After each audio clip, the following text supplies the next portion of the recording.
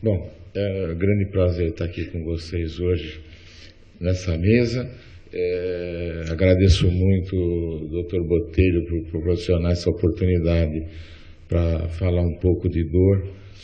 E o tema desse ano foi exatamente a dor pós-operatória, com o viés da produção de muita informação e a exportação da notícia da crise de prescrição de opioides nos Estados Unidos e que atinge a todos, todo mundo, porque os Estados Unidos é o maior produtor de informação científica do mundo. E nós somos grandes consumidores dessas informações e acredito que todos os lugares do mundo o são. Me facilitou muito as palestras anteriores, então nós vamos conversar um pouquinho sobre o panorama histórico e o atual no Brasil e falar sobre as soluções que a gente pode ter. O opioide, ele é um fármaco utilizado desde há muito tempo. Acredita-se que há mais de 6.000 anos atrás, na Suméria, na Grécia Antiga, já era utilizado para analgesia, para indução do sono, né? E também há relatos já há 4.000 anos do uso para recreação. A mesma coisa mais moderna na Grécia, vários trabalhos mostram, vários documentos históricos, o uso para analgesia, para indução do sono e tratamento da disenteria, além também do uso recreativo. O Avicena, que foi um grande estudioso, ele também escreveu a respeito da analgesia, do uso do opioide, e ele foi vítima do uso de opioide porque ele morreu por intoxicação. Você teve vários expoentes da medicina mundial que defenderam o uso do opioide e alguma coisa de história. Durante o século XVII e até o século XIX, o comércio com as Índias Orientais era muito intenso e trazia muitos dividendos para as grandes potências europeias. Em particular, a Companhia Britânica das Índias Orientais ganhou muito dinheiro, no início fazendo o comércio com chá. Depois eles descobriram que o comércio do ópio era muito mais vantajoso. E isso logo foi uma... eles começaram a vender o ópio fabricado na Índia para os chineses. E o trajeto era menor do que vender na Europa, e o lucro foi gigantesco. E eles começaram inicialmente a vender quantidades pequenas e preço bem barato para fidelizar a clientela, e depois eles começaram a aumentar o preço, coisa que a gente vê que é um tipo de estratégia ainda hoje encontrada em todo o mundo. E os chineses ficavam dependentes do opioide vendido pelos ingleses e produzido na Índia, e daí, quando eles aumentaram o preço, eles conseguiram um lucro vantajoso. Daí veio o nome que era dado a essa atividade, que era o negócio da China. Era muito lucrativo esse daí. E o Império Chinês viu a dilapidação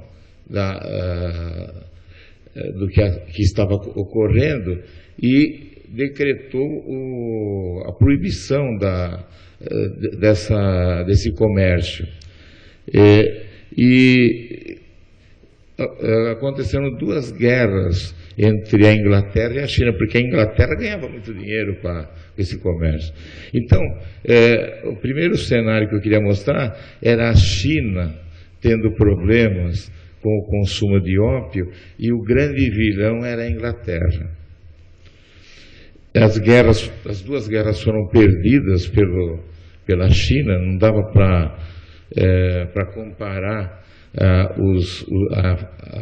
a Marinha Imperial da Inglaterra com os juncos, né, da China naquela época. E o que aconteceu? Na guerra, uma das coisas foi o que Hong Kong ficou como protetorado inglês dentro do território até quase o final do século.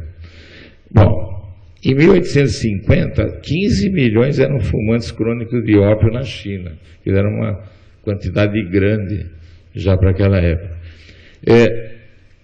Daí, depois de duas derrotas, houve um novo decreto imperial que decretou facilidades para aumentar a produção do ópio chinês e oferecimento a preços mais baixos.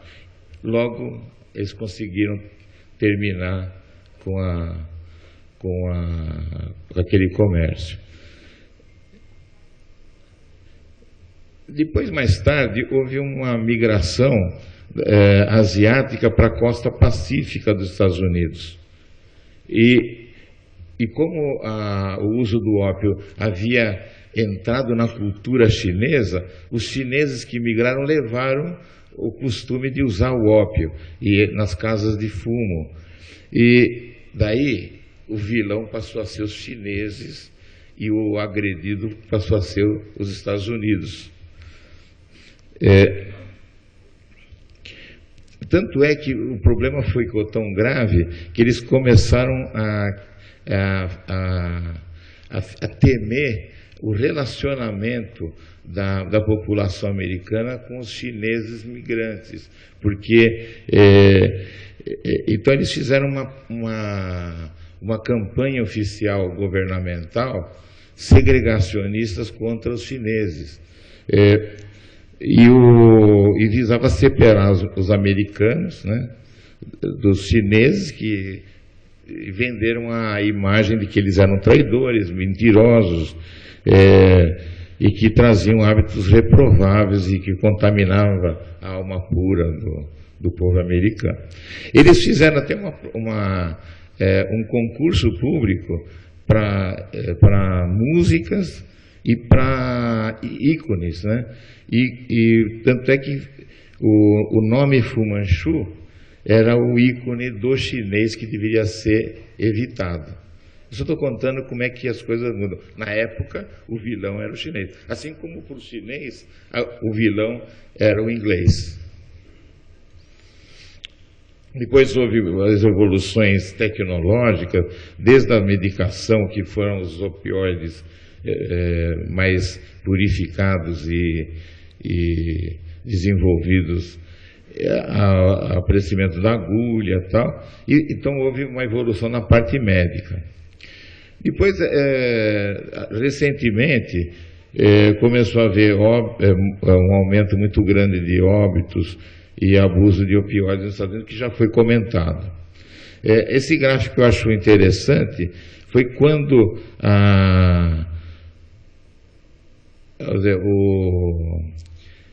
o opioide prescrito superou o uso da heroína, né? E isso aconteceu, esse ponto de superação aconteceu em 1990. Quando nós fomos no Congresso Mundial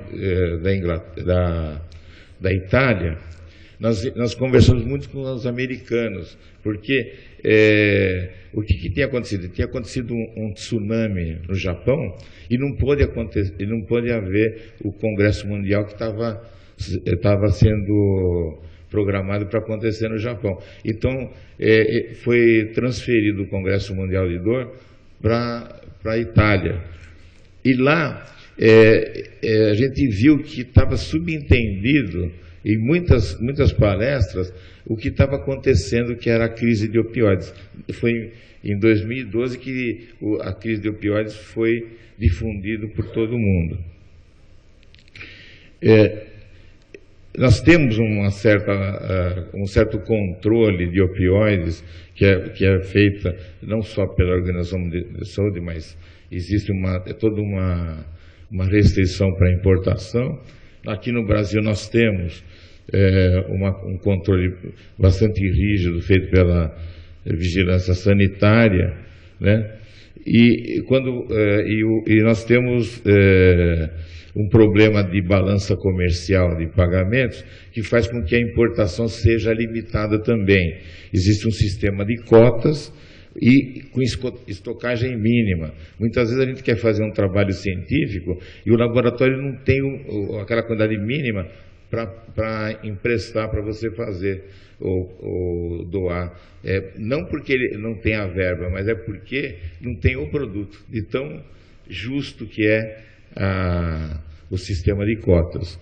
E tanto é que quando você tem greve, tem risco de desabastecimento no Brasil, de tão rígido que é o controle de medicação opioide. Outra coisa que é interessante é a taxação. No Brasil nós temos taxação, por exemplo, aqui é quase 34% de taxação na medicação.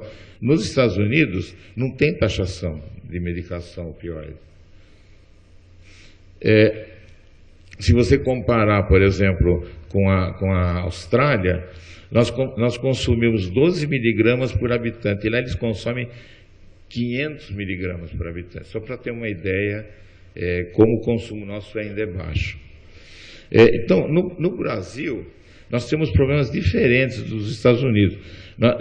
Enquanto nos Estados Unidos tem abuso de fármacos legais e ilegais, abuso de prescrição, e um grande consumo, como país e como indivíduo, nós temos um abuso de fármacos ilegais no Brasil. Isso é muito fácil, é muito mais fácil você conseguir um crack ou alguma coisa parecida, e não estou falando de jogador de futebol, do que conseguir a prescrição de um opioide para dor, um fármaco legal. Nós estamos ainda em época de subtratamento. Muitas das pessoas sofrem e têm complicações por esse sofrimento que poderia ser evitado. E existe um baixo consumo de opioides como país e como indivíduo. Nos Estados Unidos houve um decreto da Casa Branca que se baseou em 4 pilares, que foi o educacional, que se baseou na conscientização para o público, profissionais da saúde, sobre os riscos de abuso de medicamentos prescritos, um monitoramento de prescrição, por isso que os colegas que me antecederam mostraram o mapeamento de onde que era vendido e as complicações, tal. Programas para controle dessas prescrições, identificações dos autores das prescrições. Lá eles sabem quem é que prescreveu e aonde que está o abuso, aparecimento de prescrições duplicadas e assim por diante. A monitorização também da venda, com desenvolvimento de programas de venda para controle, né? E suporte jurídico, legal e policial para conter a má conduta nessa área. Em 2011 havia uma previsão muito grande de que ia continuar piorando, mas com tudo isso houve já uma redução. Em alguns lugares, a partir de 2016, houve uma redução dessa epidemia de prescrições e o abuso de opioides, né? No Brasil, nós não estamos nessa situação e a gente tem que ter uma campanha por prescrição racional. Você ainda está na fase de fazer analgesia, de aumentar o conforto do doente e melhorar os resultados. Então, tem um plano da Sociedade Brasileira para Estudo da Dor, que é um projeto Brasil Sem Dor, que é a criação e implantação obrigatória de comissão de controle de tratamento de dor em todos os hospitais e ambulatórios públicos e privados, nas unidades de pronto atendimento, no prazo de 3 anos a partir da entrada em vigor dessa regulamentação que é o projeto. Essas comissões seriam como se fossem as comissões de controle de infecção hospitalar. Que no começo, é claro, ninguém queria. Eu lembro da época que eu me senti invadido. Como é que um cara vai querer prescrever o antibiótico ou não deixar eu prescrever antibiótico para o meu doente? E acho que vários daqui sentiram essa. Mas depois você viu que hoje eu peço avaliação da comissão de infecção hospitalar e se não tivesse eu ia ficar com problemas maiores, né? Então, e o fomento de investigação científica e criação do Dia Nacional de Combate da Dor. Eu só queria deixar essa mensagem que as situações são diferentes, nós estamos numa época ainda de subtratamento e nós somos países diferentes, as soluções necessitam também ser diferentes. Muito obrigado pela atenção.